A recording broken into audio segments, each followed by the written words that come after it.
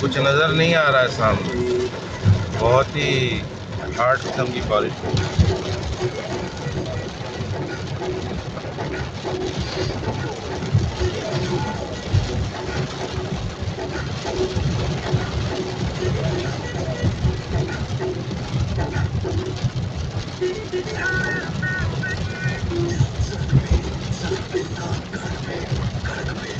Traffic update.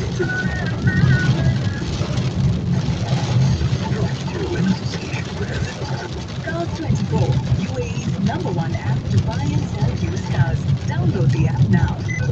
और traffic situation Dubai में तो यूजुअल मॉर्निंग रशा सीन्स है। अगर आप शारजा से दुबई की तरफ आ रहे हैं तो E11 E311 पे ट्रैफिक है, लेकिन अबू धाबी में आज काफ़ी ट्रैफिक आपको मिलने वाला है, स्पेशली ऑन E10।